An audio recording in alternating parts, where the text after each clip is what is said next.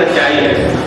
जब Simon commission Bharat आता है तो उस समय तथाकथित जो उच्च वर्ग के लोग थे जिनका नेतृत्व महात्मा गांधी जी कर रहे थे। के सभागार में पूना पैक्ट दिवस के अवसर पर आयोजित सेमिनार में हमारे लखनऊ के लोकायुक्त महाराज गायकवाड़ जी, हमारे विकी के प्रदेश अध्यक्ष भाई मनीष वर्मा जी, राष्ट्रीय भागीदारी आंदोलन के संयोजक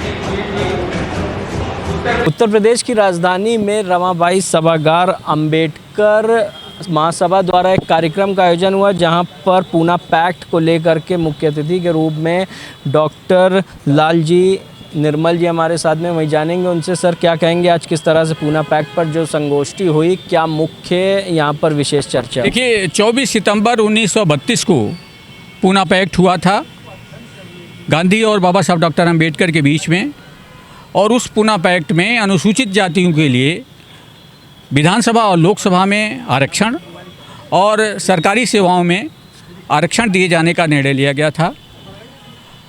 उस निर्णय के फलस्वरूप अनुसूचित जातियों का तेज़ी से डेवलपमेंट हुआ, सरकारी सेवाओं में आरक्षण मिला। जो उस समय लगभग 10% की सीमा थी, आज बढ़कर के उत्तर प्रदेश में 21% आरक्षण है, और विधानसभा और लोकसभाओं में अनुसूचित जाति के प्रतिनिधि जा रहे हैं और वहाँ पर अपनी बात उठा रहे हैं, विधानसभा में भी और लोकसभा में।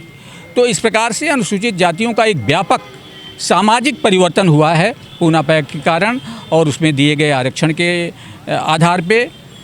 आज के अवसर पर मैं ये कहना चाहता हूँ कि हमारी जो सरकार है, प्रधानमंत्री नरेंद्र मोदी जी के नेतृत्व में, योगी आदित्यनाथ जी के नेतृत्व में अनुसूचित जातियों को सम्मान देने का कार्य कर रही है, क्योंकि उन्होंने बाबा साहब डॉक्टर अंबेडकर के नाम से नरेंद्र मोदी जी ने 5 बड़े स्मारक बनवाए देश और दुनिया में। 10 किंग्स हेनरी रोड लंदन में बाबा साहब अंबेडकर का स्मारक बना हुआ है। हमारा जो जन्मस्थली है अंबेडकर का, महू छावनी, वहाँ स्मारक बनवा दिया। जहाँ पे उन्होंने शिक्षा ली थी लंदन में, वहाँ बनवा दिया। जहाँ पे उन्होंने दीक्षा ली थी नागपुर में दीक्षा भूमि, वहाँ बड़ा स्मारक है। जहाँ उन्होंने अंतिम सांस ली, जहाँ उनका परिनिर्वाण हुआ 26 अलीपुर रोड दिल्ली, वहाँ स्मारक बनवाया। जहाँ उनका अंतिम संस्कार हुआ चैत्य भूमि मुंबई, वहाँ स्मारक बनवाया। इसके अतिरिक्त दलितों की आर्थिक सशक्तिकरण के लिए स्टैंड अप इंडिया योजना और मुद्रा योजना, हमारे यहाँ PM अजय योजना जैसी बड़ी बड़ी योजनाएं चल रही हैं, जिसमें 10 लाख रुपए से 1 करोड़ रुपए तक का वित्तीय पोषण हो रहा है। तो इस प्रकार से सरकार दलितों के प्रति बेहद उदार है और उनका विकास कर रही है। कहीं संगोष्ठी में ये बात भी देखने को मिली कि आरक्षण खत्म को लेकर के, और वहीं पर एक रोज़गार के साथ भी आपने बहुजनों को जाने की बात। देखिए आरक्षण तब तक रहेगा इस देश में जब तक जाति भेद रहेगा। जाति भेद जब समाप्त हो जाएगा और दलितों का समान रूप से, मतलब राष्ट्र की मुख्य धारा में जब समानता मिल जाएगी, तब आरक्षण की प्रासंगिकता पे विचार किया जा सकता है। वरना वर्तमान परिप्रेक्ष्य में आरक्षण तो रहेगा ही। इसके साथ ही साथ मेरा ये कहना है कि मात्र आरक्षण से दलितों का आर्थिक सशक्तिकरण नहीं हो सकता, क्योंकि आरक्षण के पद तो सीमित हैं। कुल मिलाकर के देश में 2 करोड़ सरकारी सेवा के पद हैं, जिसमें आरक्षण के मात्र अनुसूचित जातियों के लिए 50 लाख पद बनते हैं। आबादी उनकी 25 करोड़ है। तो इसके लिए दलितों को उद्यमिता के क्षेत्र में आना पड़ेगा, और उद्यमिता के क्षेत्र में आकर के हमारे कई लोग, हज़ारों लोग कौड़ी से करोड़पति बने हैं, दलित उद्यमी बन चुके हैं, और आम दलित भी रोजगार के क्षेत्र में आकर के हमारी योजनाओं का, हमारी जो केंद्र और प्रदेश सरकार की योजनाएं हैं उनका लाभ लेकर के। ठीक सर, बहुत बहुत धन्यवाद। ये थे हमारे साथ में डॉक्टर लालजी निर्मल जी, जहां पर हमने इनसे बात किया, विधानसभा सदस्य हैं, और वहीं पर इन्होंने बताया किस तरह से पूना पैक्ट को लेकर के आज संगोष्ठी हुई, वहीं पर विचार विमर्श भी हुए, और जहां पर बहुजनों को आगे ले जाने की बात भी हुई। आप देखते रहिए हंगामा टाइम्स न्यूज़ चैनल। सहयोगी प्रदीप के साथ मैं अमित कश्यप, लखनऊ से।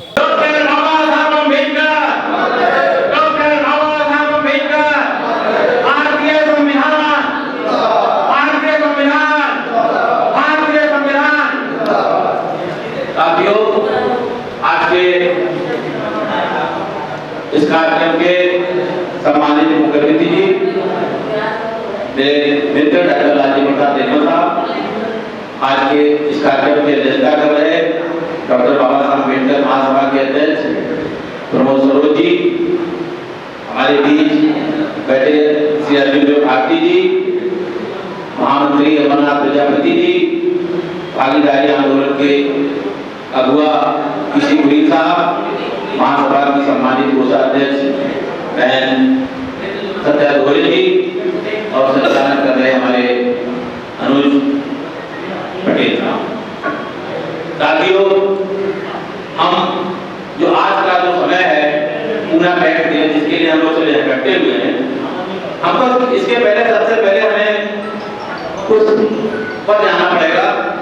जब डॉक्टर बाबा साहब अम्बेडकर लंदन की राउंड टेबल कॉन्फ्रेंस में भारत के दलितों की स्थिति के बारे में विचार व्यक्त कर रहे थे, और जब बाबा साहब अम्बेडकर ने कहा कि भारत के अंदर दलितों की आर्थिक सभा के सभागार में पूना पैक्ट दिवस के अवसर पर आयोजित सेमिनार में हमारे लखनऊ के लोकायुक्त आर जायसवाल जी, हमारे विकी के प्रदेश अध्यक्ष भाई मनीष वर्मा जी, राष्ट्रीय भागीदारी आंदोलन के संयोजक किसी गुरी जी, उत्तर प्रदेश सचिवालय संघ के अध्यक्ष भाई अरविंद भारती जी, अम्बेडकर महासभा के अध्यक्ष भाई प्रमोद सरोज जी, महामंत्री अमरनाथ प्रजापति जी, दलित उद्यमी देवमणि सरोज जी, कोषाध्यक्ष डॉक्टर सत्या दोहरे जी, महिला शाखा के प्रदेश अध्यक्ष रचना चंद्रा जी, आर.डी. राकेश जी, सुनील एडवोकेट जी, इंजीनियर भीमराज जी और इस सभागार के ऊपर अनुसूचित जातियों विधायिका में जो अनुसूचित जाति के लोग खड़े होते, उनको केवल अनुसूचित जाति के लोग ही चुनते, और एक पहला वोट था और दूसरा वोट जो अनुसूचित जाति के व्यक्ति को देना था वह सामान्य व्यक्ति को भी दे सकता था। मतलब उसे दो प्रतिनिधि चुनने का अधिकार होता, पहला अनुसूचित जातियों के बीच से एक व्यक्ति का चुनाव और दूसरा सामान्य व्यक्ति के दो चुनने का अधिकार। महात्मा गांधी को लगा कि इससे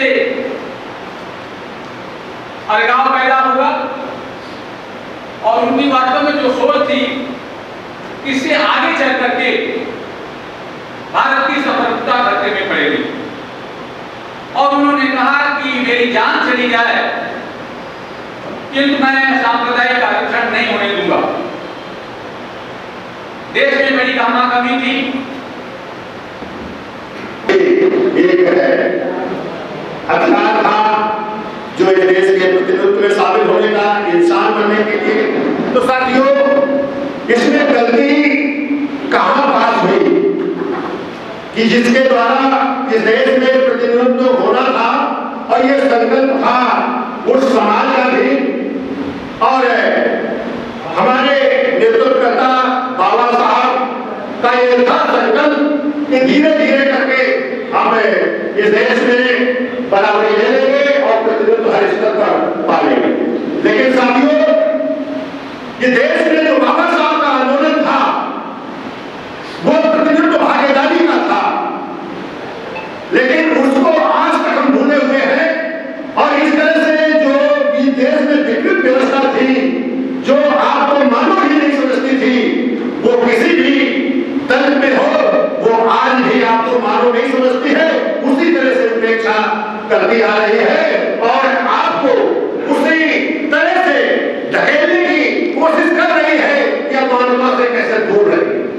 तो ये इसको समझना होगा। ये बात नहीं है कि जो सरकार में काम कर रहा, सरकार ये बात है कि इस देश की जो व्यवस्था है, जो सिस्टम है, वो गलत है, उसको चैलेंज देना होगा, उसके विरुद्ध हमें खड़ा होना पड़ेगा। तो इस देश में उसके विरुद्ध खड़े होने के लिए ये प्रतिनिधित्व भागीदारी कोषाध्यक्ष और हमारे बीच लोकपाल आर.एन. जायसवाल और सभी बैठे प्रबुद्ध साथियों, साथियों, आज इस दिन को बड़ा महत्वपूर्ण दिन जो विषय है भी, और इसको अलग अलग ढंग से हम लोग इसको जानते हैं। कोई काला दिवस के रूप में मनाता है, तो कोई लोगों के आरक्षण के लिए जरूरत की बात करते हैं। लेकिन साथियों, उस समय की जो परिस्थितियां थी, उस समय के आधार पर, उस काल के आधार पर ये व्यवस्था इस कमजोर